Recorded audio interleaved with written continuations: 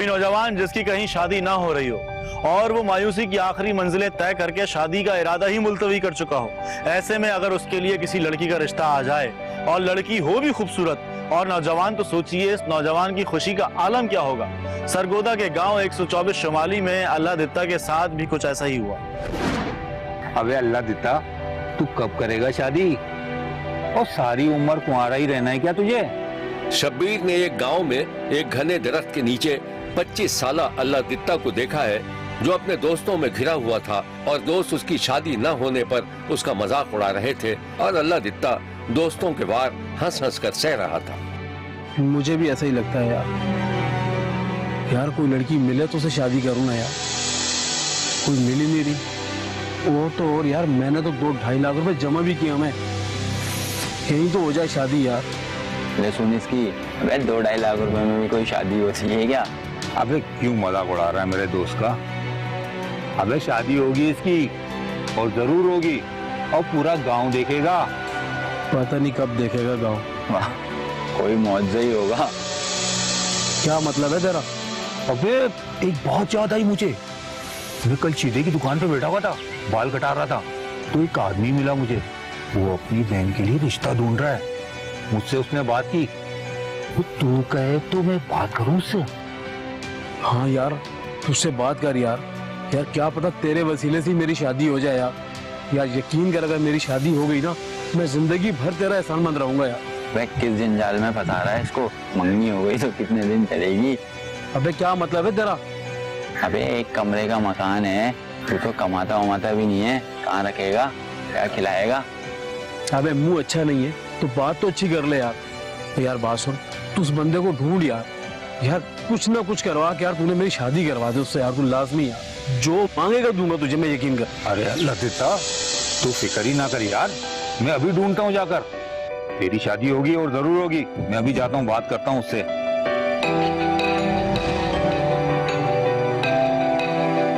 अल्लाह दित्ता के कहने पर दोस्त ने उस आदमी को ढूंढ निकाला था जो अपनी बहन के लिए रिश्ता तलाश कर रहा था। दोस्त ने लड़की के भाई की अल्लाह दित्ता से मुलाकात करा दी थी। शब्बीर ने देखा कि अल्लाह दित्ता और लड़की का भाई एक ढाबे पर चाय पी रहे थे।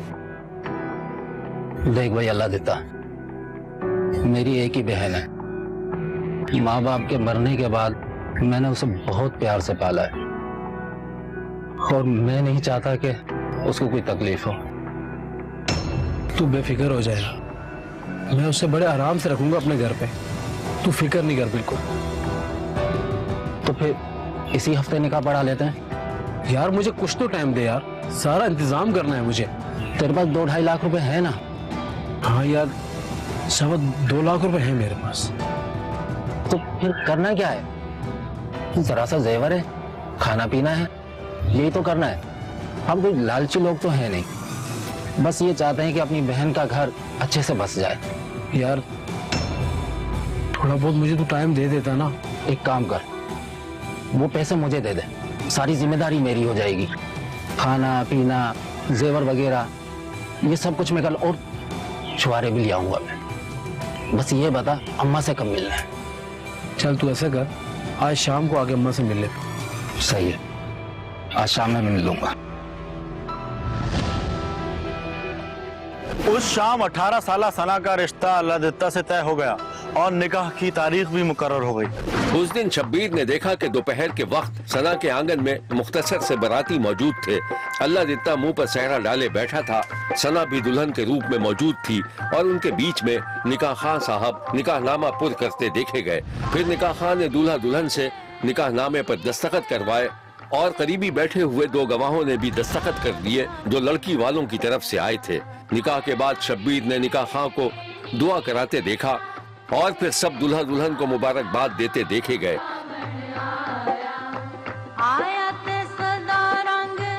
इस दौरान अल्लाह दित्ता के दोस्त अपने दोस्त को आंगन से बाहर ले गए। हाँ बोल। अबे तुमने लड़की देखी है या नहीं देखी? अबे तो आज रात को देख लूं मैं ना। काली पीली निकली फिर? यार वो मेरी किस्मत है। वो तू मुझे बाहर लेके आ गया, लोग क्या सोचेंगे यार। चलना, चलते अंदर ही चलते हैं यार। बड़ी जल्दी हो रही है तुझे यार। चल चल चल। अल्लाह दित्ता अंदर गया और फिर दुल्हन के साथ घर से बाहर निकलता हुआ देखा गया। फिर वो दोनों एक सजे सजाए रक्शे में बैठ गए। अल्लाह दित्ता की माँ भी बहू के साथ रक्शे में बैठ गई, जबकि अल्लाह दित्ता के दोस्त मोटरसाइकिल पर सवार थे। धूम धड़क्के के साथ बारात अल्लाह दित्ता के घर वापस पहुंची तो दुल्हन को बड़े एहतमाम से उतार कर घर के अंदर लाया गया। फिर अल्लाह दित्ता की माँ ने दुल्हन के सर से सदका उतारा और फिर सना हुजले उरूसी में बिठा दी गई। अल्लाह दित्ता बहुत खुश था क्योंकि इस शादी पर उसके सिर्फ 2-2.25 लाख ही खर्च हुए थे और ये रकम भी उसने दुल्हन के भाई को देकर जान छुड़ा ली थी। बीवी भी इंतहाई खूबसूरत, कम उम्र और हसीन थी। दूसरी सुबह शब्बीर ने देखा कि दूल्हा दुल्हन नाश्ता कर रहे थे। आप खुश तो हैं ना? हाँ, मैं बहुत खुश हूँ। ये समझो कि जैसे मेरी कोई लॉटरी निकल आई। अल्लाह पाक ने इतनी अच्छी, इतनी खूबसूरत मुझे बीवी जो दे दी। एक बात पूछूं, क्या तुम खुश हो? जी जी बिल्कुल, मैं बहुत खुश हूँ। वैसे भी इंसान की शक्ल सूरत से कुछ भी नहीं होता। आप खुद बहुत अच्छे इंसान हो। आप भी। सना ने बातों बातों में अपने शौहर को एहसास दिला दिया था कि इसकी शक्ल सूरत उसे पसंद नहीं आ रही थी और ये बात अल्लाह दित्ता ने दिल पर ले ली थी। अभी शादी को एक ही रात गुजरी थी। दूसरे रोज पूरा दिन अल्लाह दित्ता अपनी बीवी के नाज नखरे उठाने में लगा रहा। शाम से कुछ देर पहले सना का भाई सना को लेने आ गया, जिस पर अल्लाह दित्ता की माँ बुरा मान गई। अरे बेटा, हमारे यहाँ तो दुल्हन 3 दिन बाद जाती है, मैं के तुम आज ही आ गए। अम्मा जैसा आपकी मर्जी, वैसे मैं रात में छोड़ जाऊंगा, घर में कुछ रस्में वगैरह भी हैं। अम्मा सही तो बोल रहा है ये, और शाम तक छोड़ जाएगा ये। इनकी यहाँ भी रस्में होती होंगी, इन्होंने भी करनी होंगी। अम्मा जाने देना। है लो, एक ही रात में जोरू का गुलाम हो गया। सना, सना बाहर आओ, देखो तुम्हारा भाई आया है।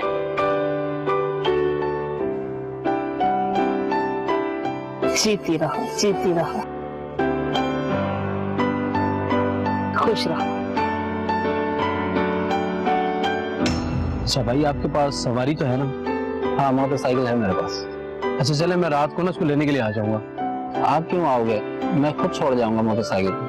अम्मा, तुम्हारी बहू जा रही है। जुग जुग जियो बेटा, बस खैर खैरियत से शाम तक आ जाना घर। जी अम्मा, टाइम से आ जाऊंगी। अम्मा मैं इनको गेट तक छोड़ दूं? हाँ हाँ, क्यों नहीं, जा।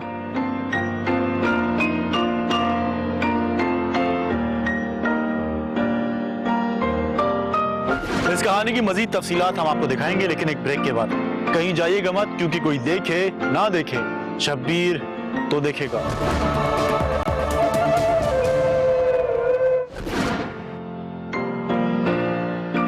अच्छा अम्मा, तुम कमरे में जाके बैठो, मैं शाम के लिए मुर्गी लेकर आ जाता हूँ। वैसे भी शाम तक सना आ जाएगी।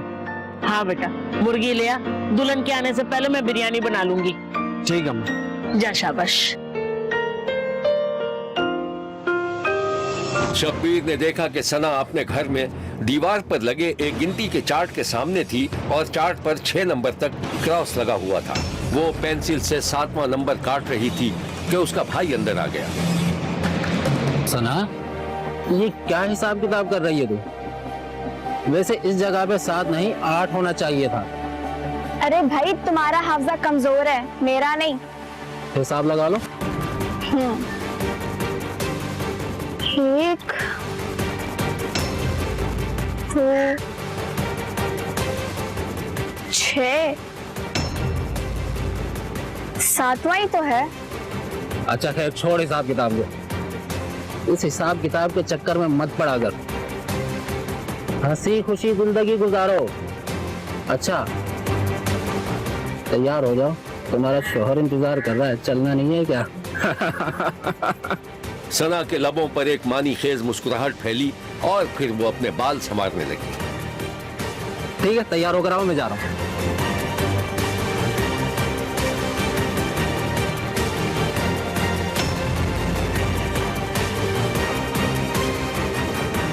अल्लाह देता की दुल्हन रात को वापसी का कहकर गई थी, लेकिन पूरी रात गुजरने और फोन का जवाब ना मिलने पर अल्लाह देता को तशवीश लाहक हुई और वो सुबह सवेरे सना के घर पहुंच गया।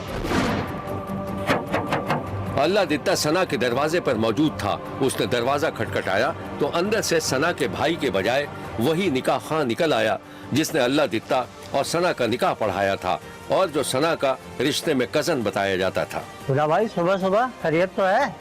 सना कहाँ है? यही तो मैं आपसे पूछ रहा हूँ कि सना कहाँ है? कल तो 11:30 बजे भाई के साथ गई है। हाँ साहब, वो अभी तक घर नहीं पहुंची। अल्लाह खैर करे। चलो भाई फिर थाने चलते हैं, किसी ने अगवा तो नहीं कर लिया उसको? ठीक है, मैं थाने जा रहा हूँ और आप भी थाने ही आ जाइएगा। जी जी।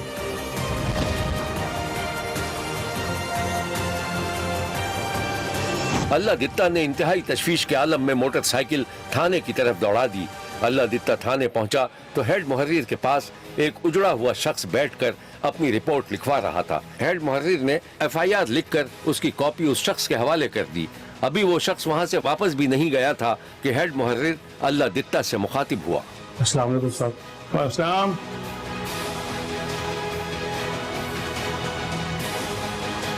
हाँ भाई, तुम्हारा क्या मसला है? साहब मेरी बीवी गायब हो गई है साहब। गायब हो गई है?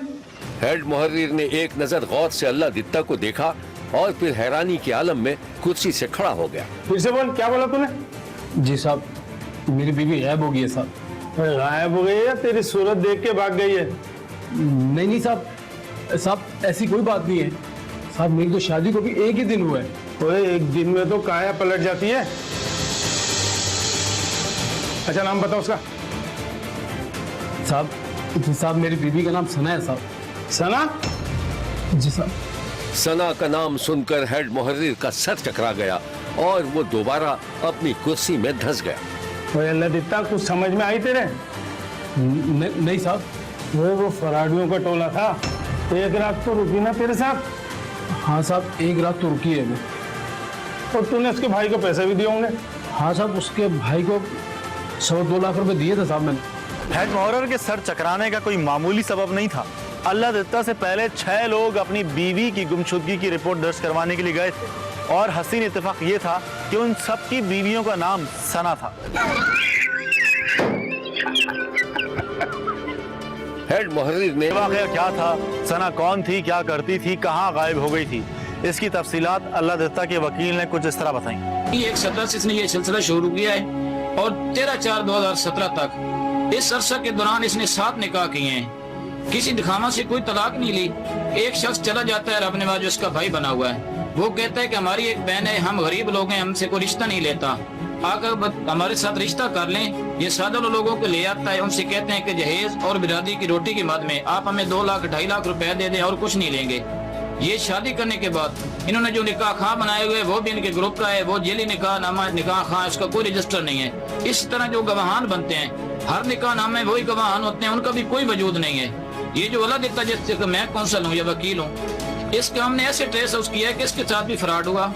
इसके साथ एक कोर्ट में मुकदमा इसके खिलाफ दायर किया गया। जिस वक्त हमने वहां जाके छानबीन की तो पता चला कि हमारी तरह ये 7 लोग हैं, जमीर, जहीर, दिलावर, काशिफ, उन लोगों के साथ भी इन्होंने 3-4 लाख का फ्रॉड करके ऐसे फ्रॉड किया और एक रात गुजारी है। तो ये एक माफिया है, एक ग्रुप बना हुआ है। हमने दिन रात मेहनत की है। सना बीबी है, वो अरेस्ट होकर इस वक्त जेल में है। फाजिल मजिस्ट्रेट साहब ने उसकी बेल खारिज हो चुकी है, सेशन जज साहब ने भी उसकी बेल खारिज की है। ये है वो बेचारा अल्लाह दित्ता जिसके खूबरू दोशीजा के हाथों लुटने का 7वां नंबर था। मुड़ पीछे सानू पता लगा ये निकाह 7 निकाह होते पहले हो चुके हैं। मैं आया वकील साहब को आया, वकील साहब ने दसिया, वकील साहब को सारा मतलब वकील साहब ने कटाया, सारा डेटे कटा के मैनू सारा सबूत करके सबूत मुकम्मल कर लिया जी। मुकम्मल जितना सबूत कर लिया उस टाइम जज साहब के पेश होए जी। जज साहब के अगे गवाही दी गई है। और ये है फ्रॉड हसीना का एक और शिकार। जी सना मीर दी शादी मेरे नाल ही हुई है ते 2 दिन रही है ते मोड़े मेरे को फरार हो गई ते एक घरों सोना भी लिया के ते जेड़ा ना सारा कोई लिया के तोड़ के मैं बातें ते मगर गया ते पता लगा कि शादियां ढेर सारी हुई हैं। कितनी शादियां हुई हैं? ये 7-8 है नहीं। यह है उस चालबाज शातिर नौजवान हसीना की तस्वीर जिसे पुलिस ने गिरफ्तार करके जेल भिजवा दिया था क्योंकि वो बगैर तलाक के निकाह पर निकाह किए जा रही थी और मुख्तसर से अरसे में 7 निकाह करके शायद आलमी रिकॉर्ड कायम कर दिया था। देखते रहिए क्योंकि कोई देखे न देखे, शब्बीर तो देखेगा। शब्बीर का कहना है कि इश्क और मोहब्बत में एतबार, भरोसा और एतमाद रखे बगैर मामलात खुश असलूबी से आगे नहीं बढ़ सकते। शदीद मोहब्बत के बावजूद दो चाहने वालों के दरमियान दूरियां मुकद्दर बन जाती हैं और कभी कभी मोहब्बत करने वालों की अनाएं इखलाकियात तक का जनाजा निकाल देती हैं। जरा लाहौर में पेश आने वाला वाकया देखिए। बिनिश क्लिनिक में मरीजों को डॉक्टर की लिखी हुई दवाएं दे रही थी, जबकि उसका साथी कंपाउंडर अपने काम में मसरूफ था।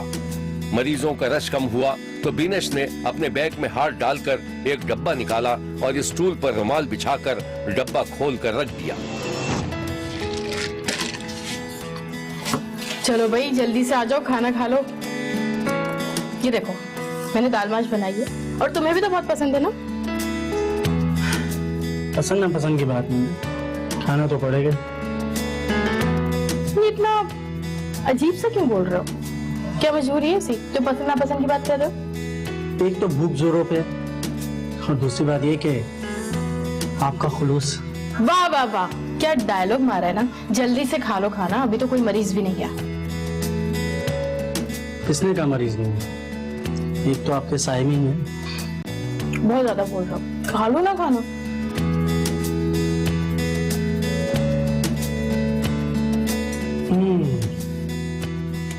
जबरदस्त। मनीष क्या होगा? क्या होगा? कुछ नहीं। तुम्हारी अम्मी मेरी अम्मी के पास आएंगी, तुम्हारी अम्मी मेरी अम्मी से कहेंगी कि मैं अपने नालायक बेटी के लिए तुम्हारी लायक बेटी का रिश्ता मांगना चाहती हूँ। बस। उल्टा नहीं कह गई तुम? जी नहीं। खैर मैं बात करता हूँ अम्मी से। वाह, बातों बातों में सारा खाना हड़प कर गई, मोटी हो जाओगी। तो तुम कौन सा मेरी याद में पतले हो गए हो?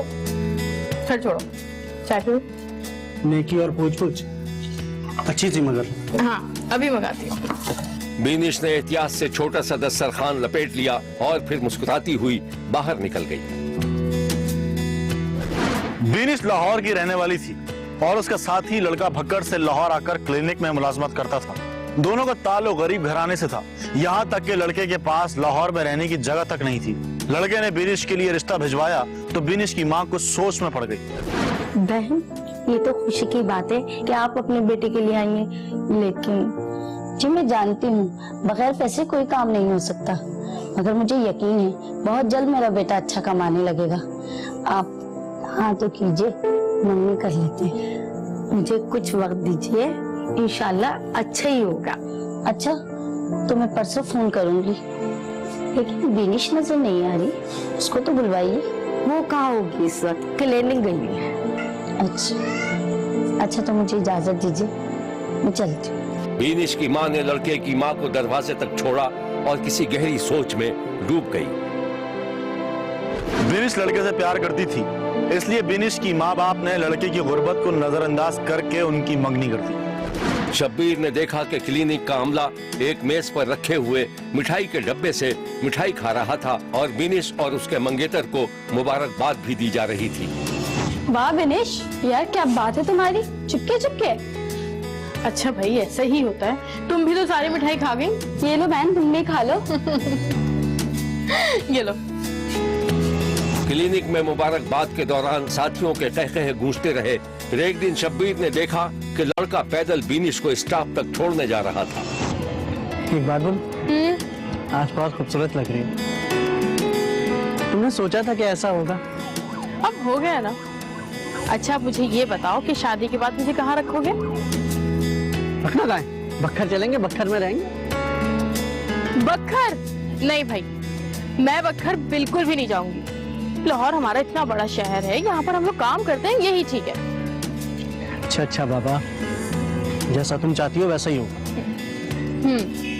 अच्छा एक बात बताओ तुम, क्या तुम कोई किराए का कमरा ले सकते हो? कब तक अपने दोस्त के घर पे पड़े रहोगे? बेआरामी करोगे तो बीमार पड़ जाओगे और परेशानी फिर मुझे ही होगी। हाँ हाँ क्यों नहीं, ले लूंगा। लो तुम्हारी बस भी आ गई। हाँ चलो अच्छा बात सुनो, अम्मी को कहना कि मेरे लिए करेला कीमा बना के रखें। अच्छा मैं कल जरूर आऊँगा। हाँ बोल दूंगी। ध्यान से जाना। जाओ जाओ जाओ।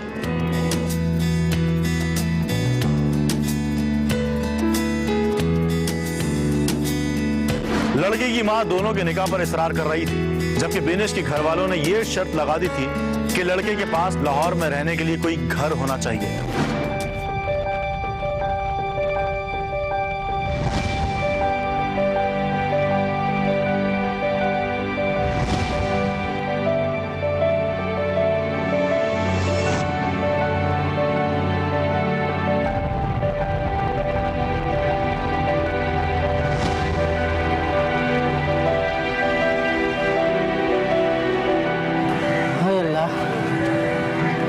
लगता है आज भी पैदल ही चलना पड़ेगा।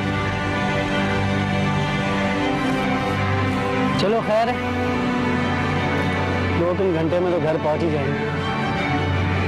नसीब है। चलो यार। शब्बीर ने देखा कि लड़के की मां फोन पर बीनिश की मां को राजी करने की कोशिश कर रही थी, लेकिन बीनिश की मां का कहना था कि उसकी बेटी रहेगी कहां। फिर शब्बीर ने कई बार दोनों घरानों के बुजुर्गों को आपस में मिलते जुलते और निकाह के मसले पर बात करते देखा, मगर मसला वही था कि लड़के के पास रहने के लिए अपना कोई घर नहीं था। एक दिन जब लड़के के घर वाले चले गए, बीनिश की मां ने अपनी बेटी को बुलाया। बीनिश। जी अम्मी, क्या हुआ? आज बड़ी गुस्से में लग रही है। बेटी बता, कैसे कर दूं मैं तेरा निकाह? वो कमाता तो है नहीं। रोज रोज एक ही बात।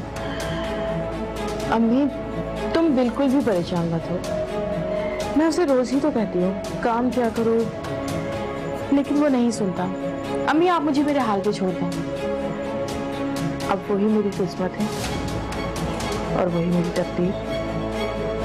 माहौल खासा सोगवार होता जा रहा था और अब बिनिश और इसके मंगेतर के दरमियान भी सर्द महरी आती जा रही थी। एक दिन क्लिनिक में निस्बतन सन्नाटा था। वो दोनों चुपचाप अपने काम में मसरूफ थे।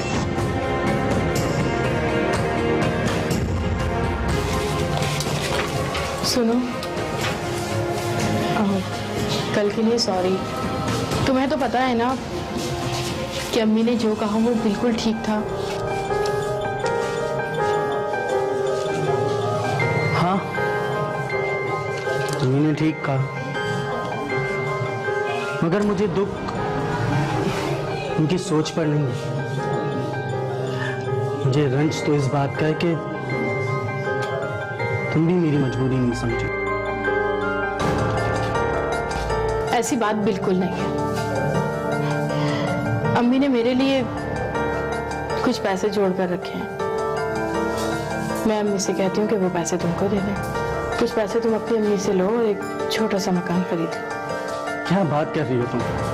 अच्छा लगेगा मैं अपनी सास से पैसे लूं? नहीं, ऐसा नहीं हो सकता। क्यों नहीं हो सकता? तुम और मैं अलग अलग हैं। बोलो, बाद में पैसे अम्मी को वापस कर देंगे। हम कौन सा पैसे लेकर बैठ रहे हैं? बस अब एक यही रास्ता है हमारी शादी का। इसके बाद मुझसे कोई शिकायत मत करना। शब्बीर ने देखा कि लड़का किसी गहरी सोच में डूब गया था। इस कहानी की मजीद तफसीलात हम आपको दिखाएंगे, लेकिन एक ब्रेक के बाद। कहीं जाइएगा मत, क्योंकि कोई देखे ना देखे, शब्बीर तो देखेगा। शब्बीर को मालूम हुआ है कि बिनिश के घर वालों ने बिनिश के जहेज की रकम लड़के के हवाले कर दी थी, लेकिन कई माह गुजरने के बावजूद भी लड़का मकान ना ले सका। फिर एक दिन बिनिश ने एक फैसला कर लिया। होने वाले ससुराल से मुबैना 8 लाख रुपए लेकर लड़के ने क्लिनिक की मुलाजमत छोड़ दी थी। शब्बीर ने देखा कि वही लड़का अब एक बेकरी पर काम कर रहा था कि ऐसे में उसे बिनिश का फोन आ गया। हेलो, तुम चाहते क्या हो? क्या चाहते हो ये बात मुझे अभी बता दो। कि हमारा ये रिश्ता खत्म हो जाए? अगर हो जाए तो बता दो, मैं कर देती हूँ ये रिश्ता खत्म। नहीं, ऐसा तो कुछ नहीं चाहता मैं। अच्छा, तो आप मुझे एक बात बताओ, मकान का क्या हुआ? यार वो मकान का नहीं हो पाया यार। कुछ नहीं हो सका? कितनी आसानी से कह दिया तुमने कि कुछ नहीं हो सका। ठीक है, फिर एक काम करो, जो अम्मी ने तुम्हें पैसे दिए वो वापस कर दो, क्योंकि अम्मी ने मेरी जिंदगी के हराम कर दिए, क्योंकि तुम वाकई में कुछ नहीं कर सकते। हाँ हाँ ले जाओ यार अपनी रकम, मैंने कौन सा दबा के रखी हुई है। और दूसरी बात ये, मैं जैसा हूँ मुझे ऐसा ही कबूल करो, वरना तुम्हारी मर्जी है। मंगेतर के इस रवैये पर बीनिश का मुंह खुला का खुला रह गया और उसने मायूसी में फोन बंद कर दिया। उसकी आंखों से आंसू जारी थे। सूरत हाल खराब हो चुकी थी, दोनों के दरमियान बातचीत भी बंद हो चुकी थी। लड़का फोन करता रहता, लेकिन बीनिश ने एक बार भी उसका फोन नहीं उठाया। शब्बीर ने देखा कि उदास बीनिश सर झुकाकर क्लिनिक में काम कर रही थी और उसके मोबाइल पर मुस्तकिल उसके मंगेतर की कॉल आ रही थी। बीनिश ने फोन मेज पर रखा हुआ था और उधर शब्बीर ने देखा कि लड़के की झुंझलाहट और गुस्से में इजाफा हो रहा था।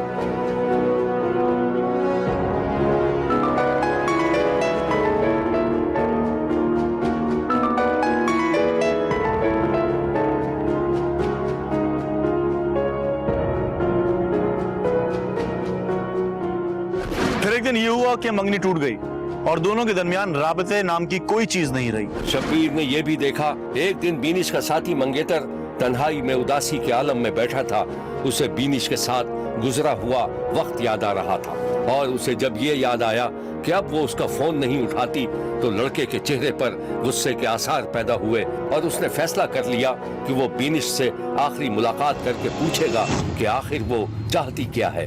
फिर शब्बीर ने देखा कि एक दिन लड़का हंसता मुस्कुराता क्लिनिक पहुंचा तो उसके साबिक साथियों ने उसका इस्तकबाल किया। अरे भाई किधर हो, कभी भूल कर पूछा भी नहीं? नहीं यार ऐसी बात नहीं है। बेकरी की नौकरी कैसे चल रही है? बेकरी पे काम कर रहे थे ना आप, यहाँ कैसे आना हुआ? बस अल्लाह का शुक्र है, मैं बीनिश के पास आया था। चलो आप मिलो। लड़का बीनिश के पास पहुंच गया। अस्सलाम वालेकुम बीनिश।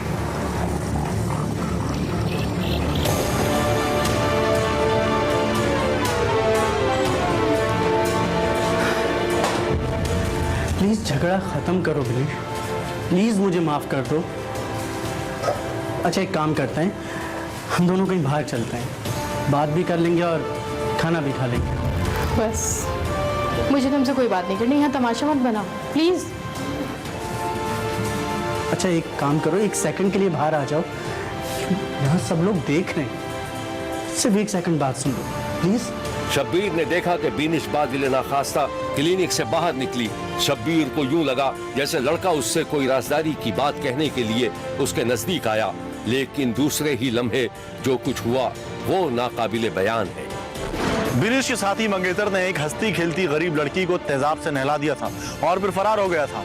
बीनिश बुरी तरह जख्मी होकर अस्पताल पहुंचा दी गई थी, जबकि पुलिस ने मुलजिम को गिरफ्तार कर लिया था। ये है बीनिश की माँ जिसकी बेटी को तेजाब से जला दिया गया।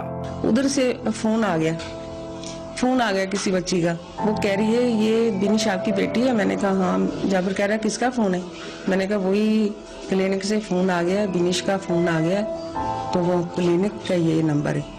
तो कहता है कि अच्छा, तो उधर से बीनिश की रोने की आवाज आ रही, चीख चीख के वो बच्ची कह रही, दूसरी कहती है आंटी आपकी बच्ची कि आपकी बेटी के ऊपर ना तेजाब किसी ने फेंक दिया। मैं उस वक्त रोने जाबिर की इस तरह हालत होगी, उसने जल्दी से कमीज पकड़ी पहनी। उसका ये हुआ कि उसको जैसे तकलीफ ही नहीं है, फटाफट बाइक निकाली। मैंने कहा मुझे भी जाने दो, मैं भी चीखती चलाती उधर गई। मेरी बेटी तैमूर क्लिनिक के उधर ही है, उधर से फिर वो 1122 के दफ्तर इधर कोई आ गए। इतना हजूम ज्यादा, उन सब ने दूध के शापर पकड़े, वो ऊपर दूध डालने।